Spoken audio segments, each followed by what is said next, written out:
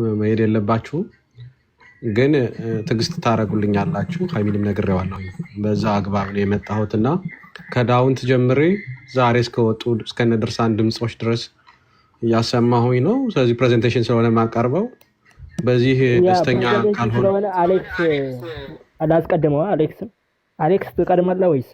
አይ አማራ ዛሬ ይቀጥል። እኔ ብዙ የተለየ እንትን የለኝም ግን በኋላ ላይ እንደውም ከፕሬዘንቴሽን አማራ ዛሬ በቃ እንደዛ ከሆነ ልሰራው ሰው እንዲረብሽ ካልፈለክ ልሰራውና ሁሉም ያዳምጥ። አይ በትልቁ ለማድረግ የሚመቸው እንደዛ ነው። እሺ ቤቴ ተመቷል አትልም እንዴ ሃይሚ? በትልቁ ማድረግ አስሬ ብቻ ነው አትልም? አስሬ ብቻ ነው ትላለህ። ሙድ እኮ ነው ብስላ። ለማንኛውም ይመቻል። አሁን እያንዳንድሽ ተቆልፈሻል። ቀጥል እስኪ ማውራት ትችላላችሁ ሌሎቻችሁ። ታንኪዩ ወንድሞች አመሰግናለሁ። እስኪ ማይክን ክፈት። አይ ግስላ ማይክን ክፈት እያልኩት ነው። ታንኪዩ ማይክን ክፈት። አዎ መክፈት አይችሉም። እሺ ቀጥል። አመሰግናለሁ። አማሮች ከታች ያላችሁ ሼር ኮፒ ሊንክ እንድታረጉ ትፈልጋለሁ። በስፋት ለብዙ ሰው እንዲደርስ እንፈልጋለን። በጣም ኮፒ ሊንክ ሼር እስቲ ይደረግ በብዛት። ትላንትና ናሁሰናይ የመጀመሪያዋን ጥይት አዲስ አበባ ላይ የተኮሰው ታስቦ የዋለበት ስለሆነ ለሌሎችና ለእሱና ለሌሎችም መስዋዕት ለሆኑ ወንድሞቻችን ለሰማዕታት መታሰቢያ ይሆን ዘንድ ናሁሰናይ እያላችሁ የተወሰነ እንድትጽፉ ደስ ይለኛል። አስበነው ማለፍ ስላለብን እንዲሁም በወንድሞቻችን መካከል ሽብልቅ ገብተው ወንድሞቻችንን ዋጋ እያስከፈሉ ያሉ ትላንትና ያጣነውን ከፍ ያለውን ደሴንም ለማሰብ ሰማዕታትንም ለማሰብ በዛም ያለኝን ሀዘን መግለጽ እፈልጋለሁኝ። ናሁሰናይን ግን አስበነው ብናልፍ ደስ ይለኛል። አማሮች እና ካላችሁ ናሁሰናይ እያላችሁ ብትጽፉ ደስ ይለኛል። የተወሰነ ደቂቃ እሱን እሰጣለሁኝ። ናሁሰናይ የመጀመሪያዋን የአማራ ጥይት አዲስ አበባ ላይ የተኮሳት ወንድማችን ነው። ነገ ብዙ ጥይቶችን ተኩሳለን። ነገ በዛ አካባቢ ያሉ ጠላቶችን እናሳድዳለን እና ናሁን አስበነው እንለፍ። እነ ናሁ በዚህ ድርጅት ውስጥ ሽብልቁ ነው በገቡ ወንድሞቻችን ሴራ ያጣናቸው የሚቆጩ ወንድሞቻችን ናቸው። ከመቅደላ አምባ እስከ ዞብል አምባ የተዋጉ በጎንደር በደባርቅ የወደቁ ወንድሞቻችን፣ በጋሸና የወደቁ ወንድሞቻችን ጋራ ብዙ ዋጋ የከፈሉ ሰዎች ናቸውና እስቲ ናሁሰናይን እናስበው። ታፕታፕ አድርጉት ሁላችሁም። አመሰግናለሁኝ። ሁላችሁ አመሰግናለሁ። አንድ ሁላችንም ቃል መግባት ያለብን ይሄ ትግል አሁን በፈተና ውስጥ እያለፍን ነው። ዛሬ ጥሩ ዜና ቢሆንም ትግሉ እየጠራ መምጣቱ እንደ ናሁሰናይና እንደነ ፋኖ ዮሐንስ በጣም ብዙ ወንድሞቻችንን ያጣንበት ከፍ ያለው ደሴንም ያጣንበት ትግል ነው። በጣም በየአካባቢው ጭፍጨፋ አልፈን የመጣንበት ነውና ቃል ምንገባበት ጊዜ ነው። በዚህ በፈተና ወቅት አማራ ሁነን መቆም እንደ አማራ ለፈሰሰው ለተጨፈጨፈው ህዝባችን ነፃነትን ደሊቨር ሳናረግ ተስፋ እንደማንቆርጥ በብዙ ፈተና ውስጥ ብናልፍ አዳኛችን አማራነት ብቻ እና ክንዳችን ነው ብለን አስበን እንትን የምንልበት ጊዜ ነው እና እሱን አማራው እንዲያስብ ፈልጋለሁ። ኮፒ ሊንክ ሼር አድርጉት። 300 ሰው እንግባ ጎበዝ፣ 300 ሰው እንግባ። አመሰግናለሁኝ። የሰማዕታትን ነፍስ እግዚአብሔር እንግዲህ ያሳርፍልን ወይም ፈጣሪ ያሳርፍልን። ወደ ፕሮግራሜ ልግባና ያው እንግዲህ የዚህ ነገር መጀመሪያው እንደምታስታውሱት የዳውንቱ ድርድር ነው። የዳውንቱን ድርድር ብዙዎቻችሁ ታውቃላችሁ።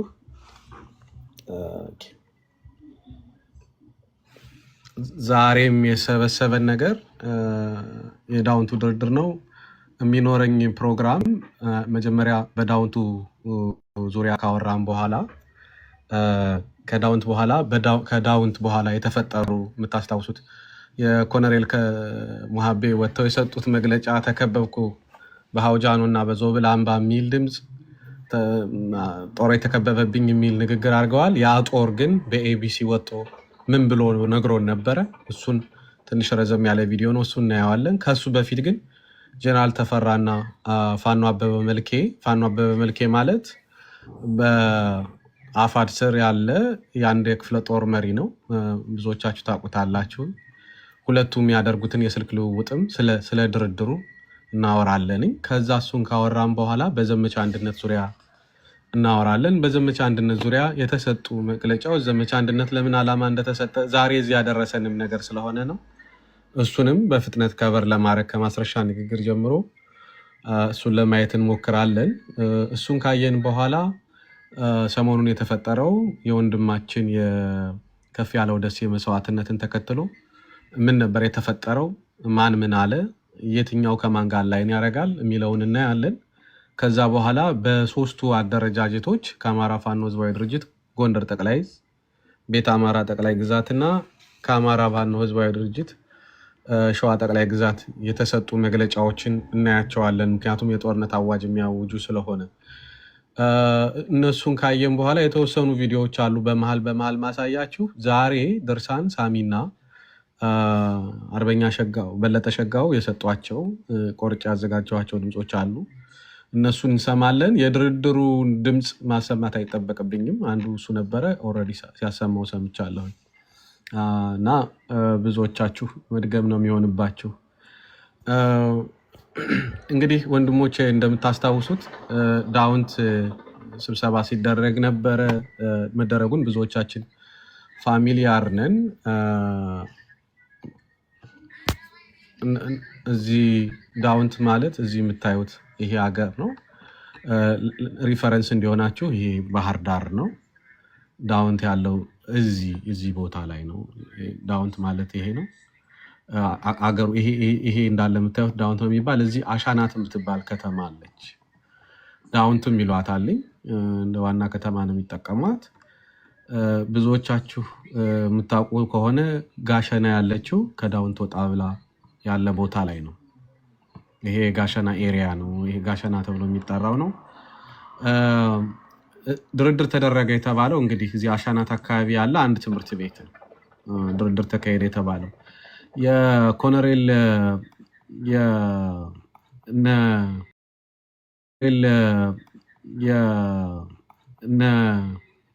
ጋሽ ምንተስኖት ከሸዋ ሮቢት እዚህ ተነስተው ነው ዳውንት የመጡት። ይህን ሁሉ መንገድ ተጉዘው መካነ ሰላም የነበረው ማነው ማስረሻ ሰጤ ነው። እዚህ መጣው ነው እንግዲህ ንግግር ያደረጉት። ከዛ በኋላ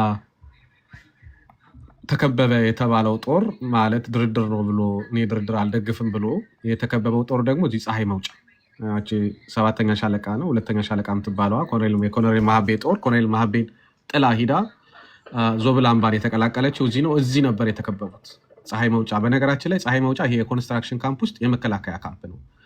በእነዚህ በዳውንትና በዚህ መካከል የመከላከያ ካምፕ ያለ እዚህ ፀሐይ መውጫ አካባቢ ነው። እንግዲህ ከበቡን የሚሉት ለዛ ነው። እዚሁ ፀሐይ መውጫ ሌላኛው ሻለቃ የኮሎኔል ማህቤ ሌላኛው ሻለቃ እዚህ ፀሐይ መውጫ የራሱ ቀጠና የነበረው አለ። መከላከያ ወጋውም ነበር። አልፎ ጽናት ለሚባለው ብርጌድ አንደኛው ሻለቃ እዚህ ነበር። አልፎ ይመጣል። በኋላ እሱን በድምፅ እንመለስበታለን። የሆነ ሆኖ ወደ እንትኑ ልምጣና ወደ ዳውንቱ ልምጣና ዳውንት ይደረግ የነበረው የተነገረን እንግዲህ የውጭ ሀገር ዜጎች ለሰብአዊ እርዳታ በቀደም ፕሮግራም ሲሰራበት ነበረ። ለሰብአዊ እርዳታ ተብሎ የሚደረግ ድርድር ተብሎ የተነገረን በድርድሩ የምታስታውሱ ከሆነ ከዛ በኋላ በላስታ አካባቢ የነበረ ሰው ሰራሽ ረሃብ ነበር አብይ አህመድ የፈጠረው። በዛ ሰው ሰራሽ ረሃብ እንደምታስታውሱት የእርዳታ ማሰባሰቢያ አብዛኞቻችሁ እዚህ ቤት ውስጥ ያላችሁ ተሳትፋችኋል። ገንዘብ ሲሰባሰብ ነበረ። እስክንድር ነጋ ወጥቶ ለዳውንት ላይ ድርድር ባይዘው ከእስክንድር ነው መጀመሪያ የሰማነው። ውይይት ነው ለሰብአዊ መብት ድጋፍ የምናደርገው ውይይት ነው ተብሎ ነው የተነገረን።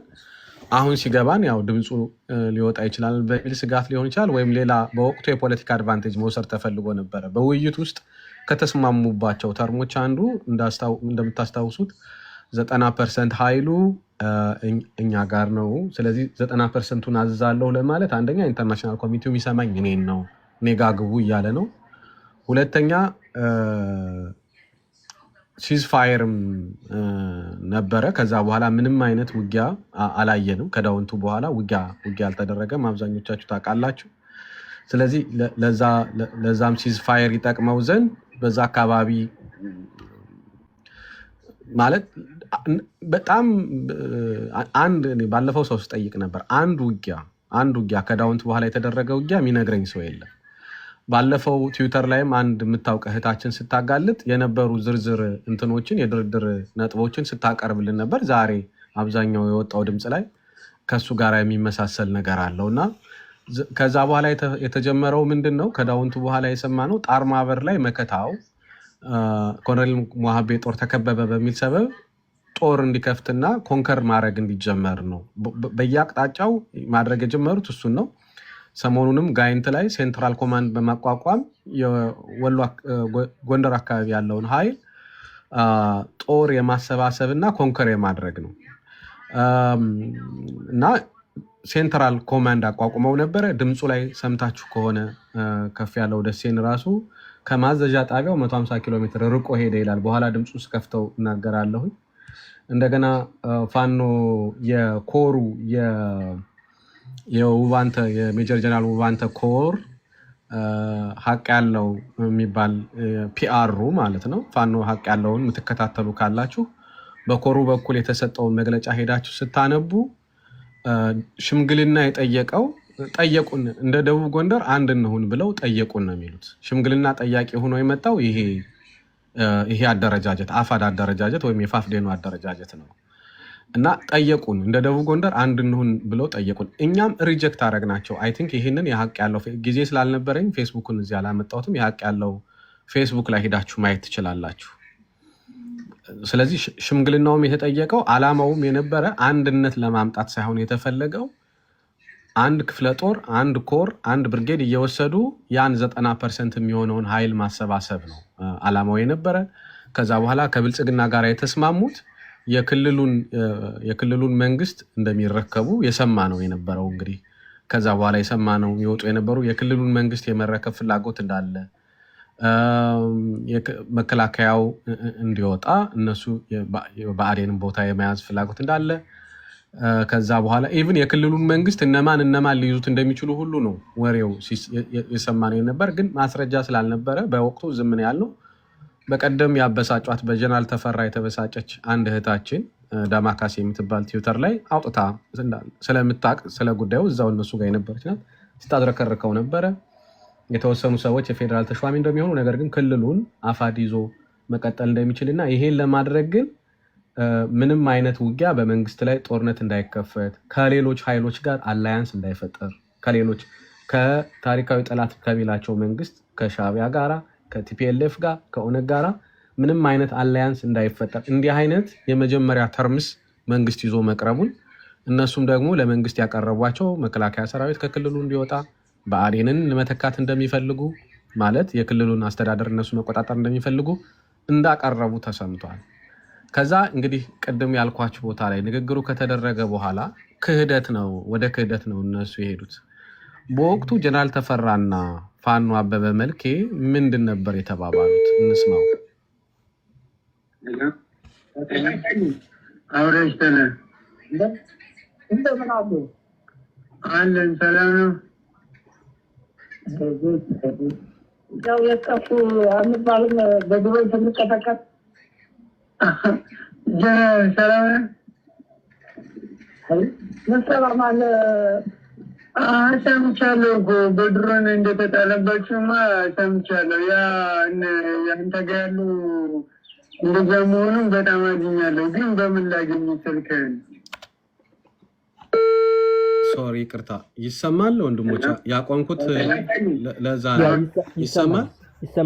አይ አንተን አይደለም ከታች ይሰማቸዋል። ድንገት እየተቆራረጥኩ እንዳይሆን ነው እኔ ሪፖርት ስለምደረግ። ይሰማል? ኦኬ ታንኪው አሌክስ። ከታች አለ አሌክስም ከላይ ነው ያለው። ኦኬ የጀነራል ተፈራና የፋኖ መልኬ አፋድ ውስጥ ያለ የአንድ ክፍለ ጦር መሪ ነው። የክፍለ ጦር አበበ መልኬ ማለት እሱ ነው። ባይዘው ፋኖ አበበ መልኬ የአንደኛው ዴሊጌሽን የተሰጠ ይሄ ነው። ስሙት የሚለውን አንተም ጤና እንደነነ ግን እንዴት ነው ተሽሏል? ያለው ነገር እንዴት ነው? ተሽሏልና ያቆጠው ሁሉም አጥቷሩ መዳሪቱን ተውት ሁሉ ነገር ስላይማ ጤነኛ ነው። ያኔ እዛ ገብተህ ቢሆን እኮ እንደወጣ ብዙ ነገር እንትን ይለህ ነበር። ዝርዝራውንም ችግር የለም እግሬታ እግረም ደህና ነው፣ ሁሉ ደህና ነው። እናንተ እንዴት ናችሁ? እኛ ደህና ነን። አሁን ወደታች ሂጄ ነበረ ጓማዶ ድሮ የነበርኩበት። ምን ክፍለ ጦር ላይ ነው ያለው? ይሄ አንድነቱ ላይ እንዴት ነው አሁን? እኮ ይሄ አሁን የመጀመሪያ አንድ ሁለት ጥላት መምታት ሲገባል እንደው በየቦታው ልዩነቱ እያለ እንዴት ነው ወስላል? ይኸው ነው እንደነገርኩ ነው። አሁን ችግሩ ወደ አንድ አለም መምጣት ነው። ከዚያ ውጭ እስካለው ተወጣ ድረስ በፊትም ነግሬያለሁ፣ ዋጋ እየከፈልን ነው የምንኖረው። ከዚያ ውጭ ሌባውም ወንበዴውም በጣም እየሰፋ ሂዷል። ክፍለ ጦር ብርጌድ የሚለውም በፊትም ነግሬያለሁ፣ ቅርጽ የያዘ ነገር አይደለም፣ ስም ብቻ ነው ያለው ብዬ ያለውን ተጫውተናል። ካልሆነ ወደ መጠራጠር ወደ ተለያየ ነገር እየተገባ ስለሆነ ጀነራል ትክክል ነው። እሱማ አሁን ትንሽ እንትን የፈጠሩት ይሄ ባለፈው እነ እስክንድር ወደዛ ያ ስብሰባ በሪፖርተር በምናምን ተደግፈው እዛ ዋድላ ላይ ስብሰባ ካደረጉ በኋላ መጠራጠሩ ሰጣ።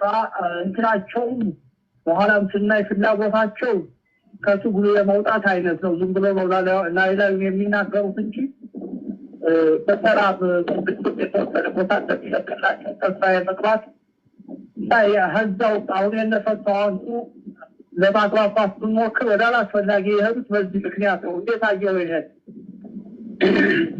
ያው እንግዲህ እኔ ጠዋትም ደውሎልኝ ነበረ እሱ ማለት ነው።